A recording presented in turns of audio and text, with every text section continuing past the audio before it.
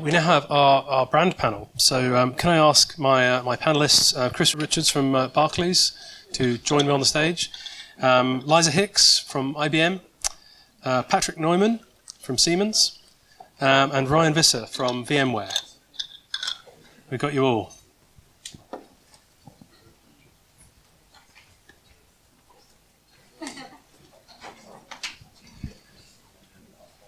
Good stuff. Well, thank you for joining us.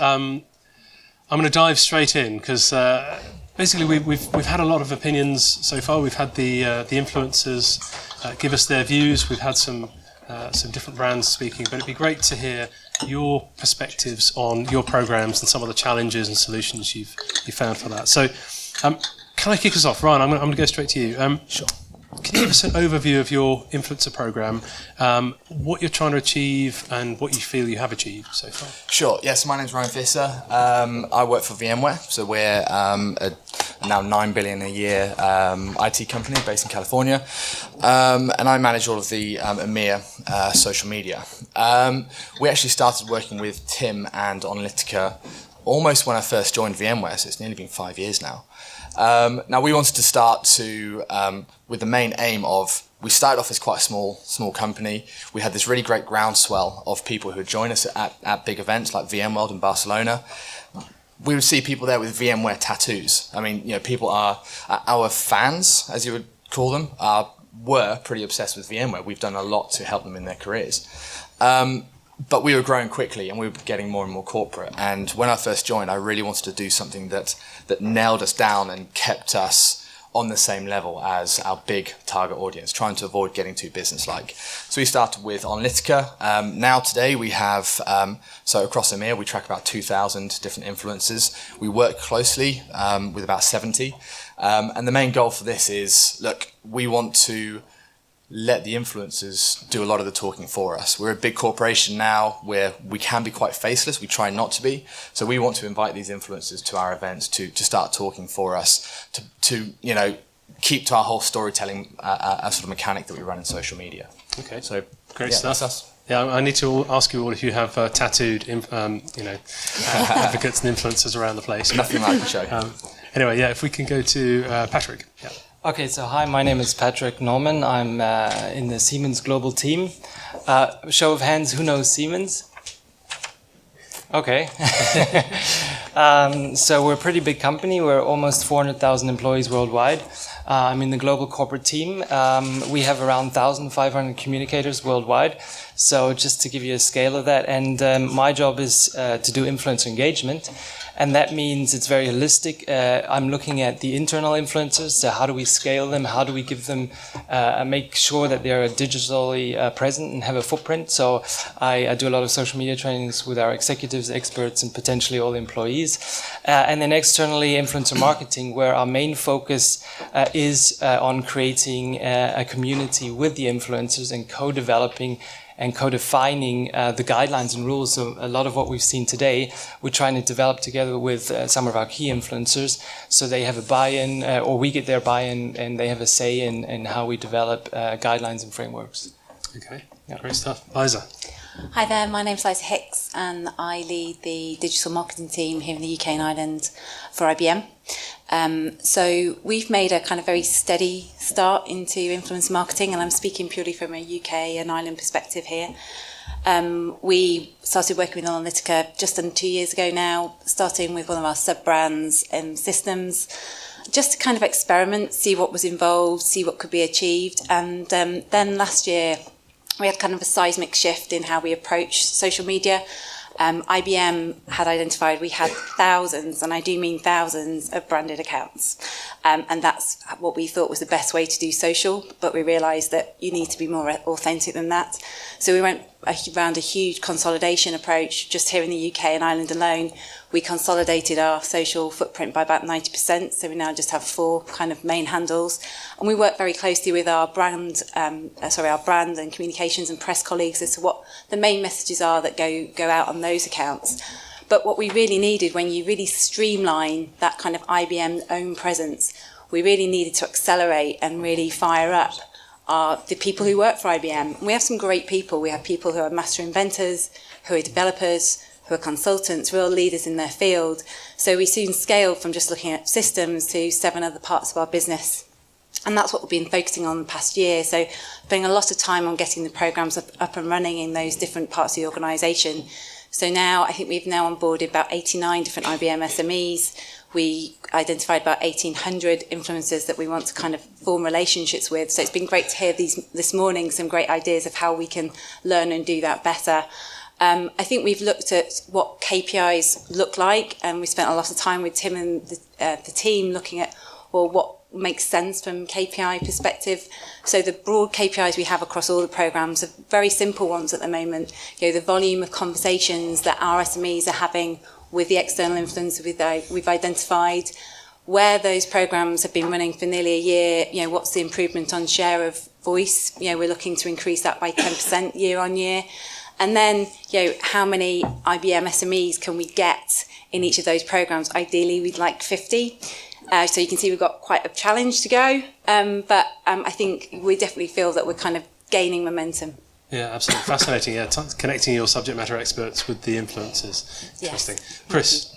Hey everybody, I'm Chris Richards from Rise, created by Barclays. Please don't hold that against me. I'm kind of straddling 2 sides of the fence today in that I kind of sit within the influencer circles and also work for the bank. So Rise is the FinTech Accelerator programs we have globally around the planet, and I've kind of fallen into the influencer marketing zone via overseeing our sort of digital and social media campaigns over the last 24 months. I've been working with Onalytica for about 2 or 3 weeks now, give or take, officially.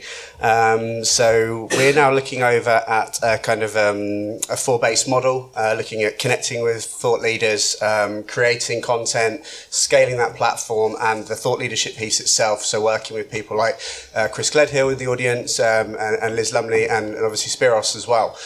So understanding how that works for brands like Barclays and like a bank, and how that can help us kind of grow those benefits for both customers and our clients as well. Okay, well, staying with you on that, Chris, can you give us one of the key challenges you've had to overcome sort of developing out your program and kind of how you did that? Yeah, so key challenges, working for a bank would probably be one of them. Moving swiftly. Okay. So obviously we're 328 years old, lots of legacy, lots of process and ways of thinking. I rock up with some newfangled ideas on what we should be doing with influencers. Feeding back that we don't really have any KPIs or any budget to do this, so I'm just going to try and wing it for 12 months and see what returns we get.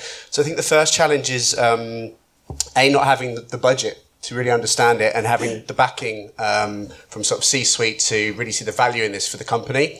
I suppose the second part for me would be how you report back on KPIs and return on the investment from influencer marketing, which I hope Onalytica, Tim, you guys are going to be able to help me with, possibly. That'd be great. And I think fourthly, the challenge is understanding how I fit into that. So between the influencers and the corporate bank themselves, how you become a peer with these people to really understand what makes them tick, to really forge that personal relationship. Okay. So at the moment, how have you overcome that one, for example? Or that's a good question. Lots of hours of my time personally trying to network with these guys on a very social and personable level, to the point where I'm kind of family, friends, that to a friendship level. I think the lack of budget is interesting because it makes you think in the same way that a startup or somebody starting out in this industry would do. You have to bootstrap things, you have to ask for favours, which is a wonderful thing for the balance sheet because it means I'm not spending anything for the bank, so they're very happy about that. The next stage, though, I suppose, is overcoming that with asking for that budget. If I can do it without that, then the next part. So I think our first big tick in the box, thanks to Tom as well and Alex, is getting the IRM for Onalytica over the line, and hopefully that challenge will be solved by what these guys can drive with that software. Okay, no pressure then, guys. Okay, good stuff.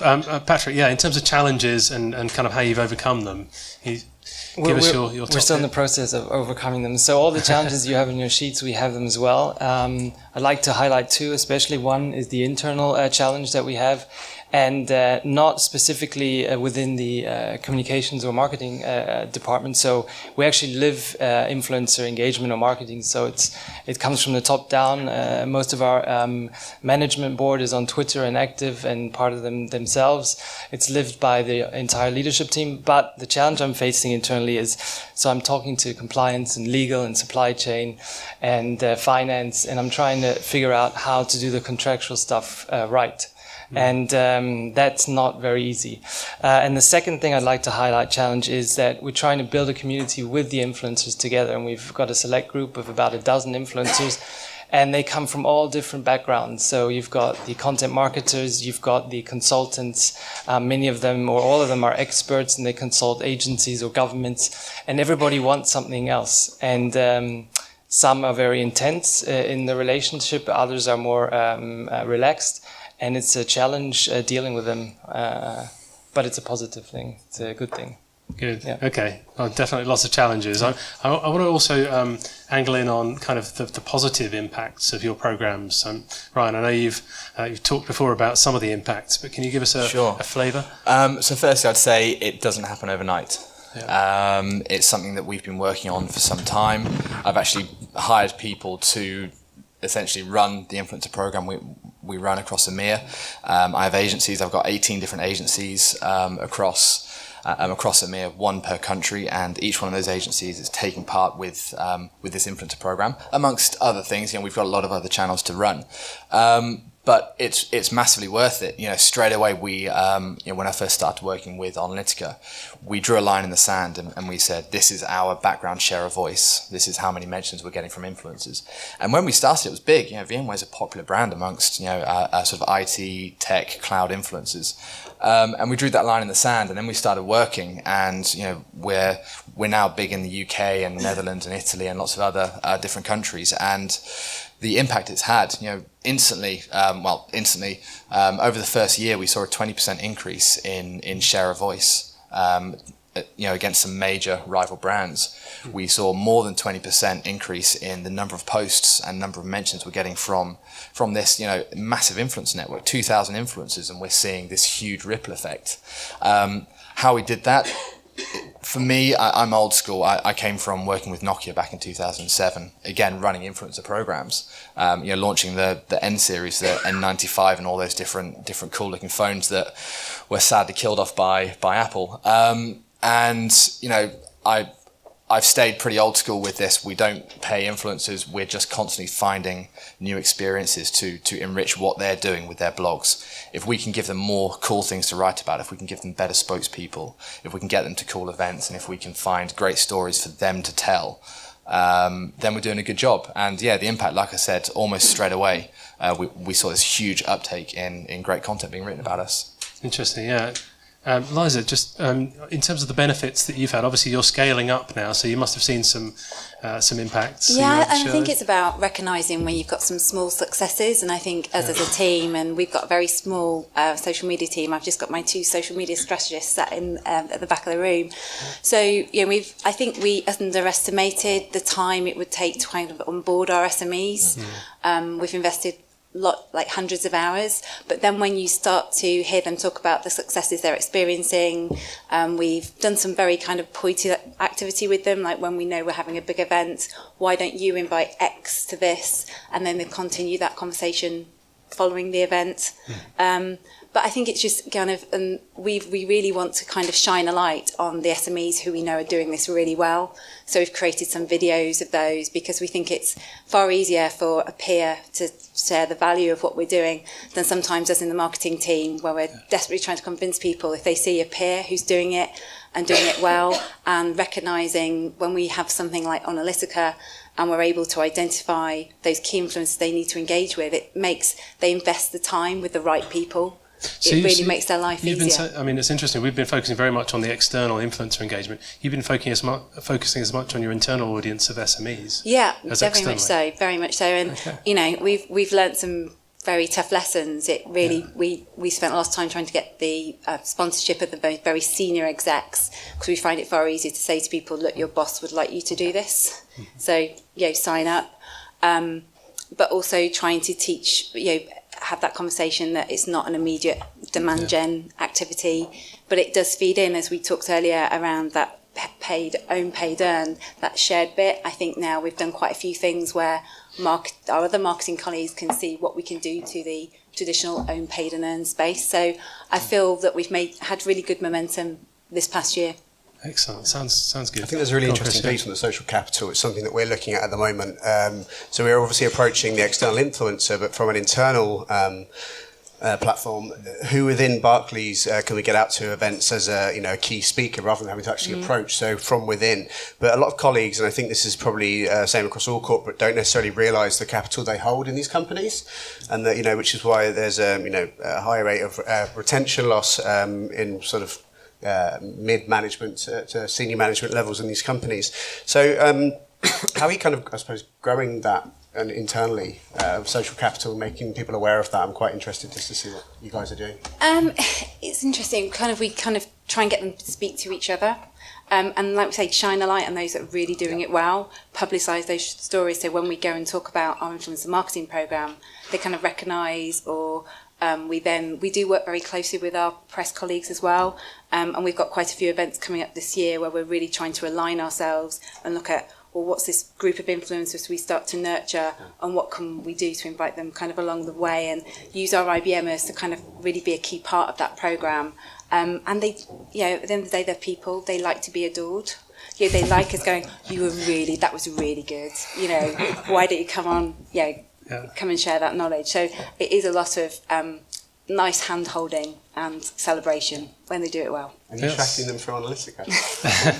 It's great to hear. I mean, so funny enough, at the last huddle we had a session on sort of staff advocacy and how that overlaps with influencer marketing. So it's definitely a big space. Well, I think there's some stats that 8% you get 8% more social engagement by your own employees than external. Exactly. Influencers. There you go. You heard it here. I just want to throw this out to the audience and get some questions in as well, because we've not got too long. So anybody got a question for our brands? Yes, gentleman at the back. Hi there, Farron McKenzie, Marketing Manager for Radio 1, One Extra and Asian Network. There's been a lot of talk around tracking and measurement, but no one's really kind of jumped on the bandwagon as to how you're managing that.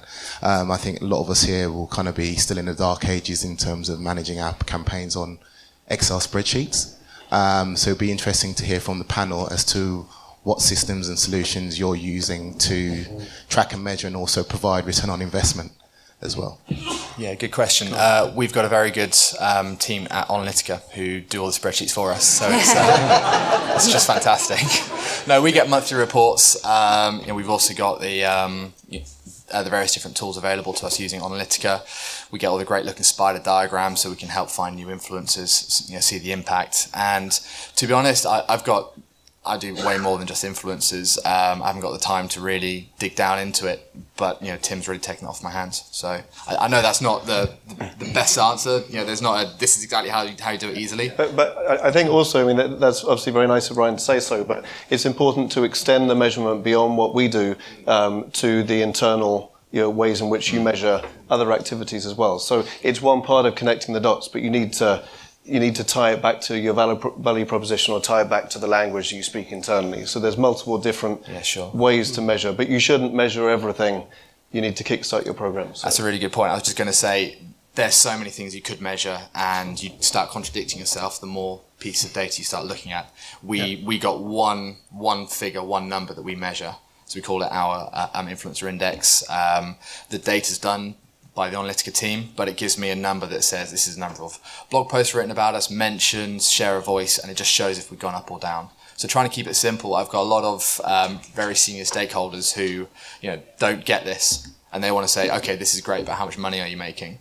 So it's trying to find a happy medium between giving them too much data and confusing them. Any other comments on that while we're there? Yeah, I was going to say, to Ryan's point, I think especially the senior execs need to understand it from a cultural shift perspective as well.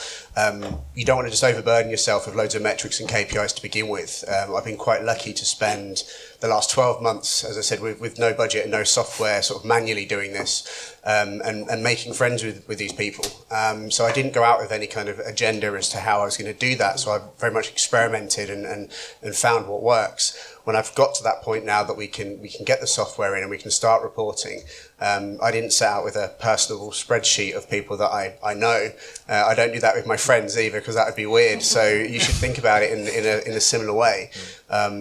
If I found out my mate had a spreadsheet about everything I liked on it, I'd be a little bit weirded out. So, yes, Facebook does. But so I think what I'm trying to say is, if you think about it from that personal perspective to begin with, and then once you've outlined what that looks like and who genuinely are your advocates for the brand, then start looking more in the reporting part and speak with people like Onalytica, and they'll help you define what those KPIs should look like in line with your brand. I'd like to add 2 examples to that. So obviously, I'm a big fan of that you can measure everything, and I think it's crucial and important in the starting and end point to everything.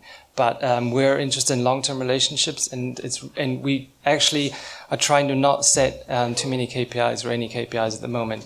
And I've got 2 examples. So one is we're thinking about commission-based compensation. So if you generate a qualified lead, for instance, then we compensate the influencer for it.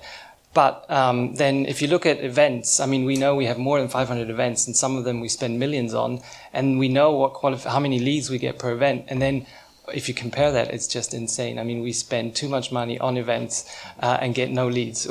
So that's one point. And the other, I'd like to say, we've been working with an influencer for a couple of years now, and he creates great content. He's got great reach. He's respected in the community. And for a couple of weeks now, his Twitter handle has been suspended. And some of these influencers we work with, they work on the borderline of, what you can do with these tools. And I'm not going to go into if it's legal or not. I assume it is. But what do you do then? What do you do now? And we've invited him to an event, and now we disinvited because we can't work with him now.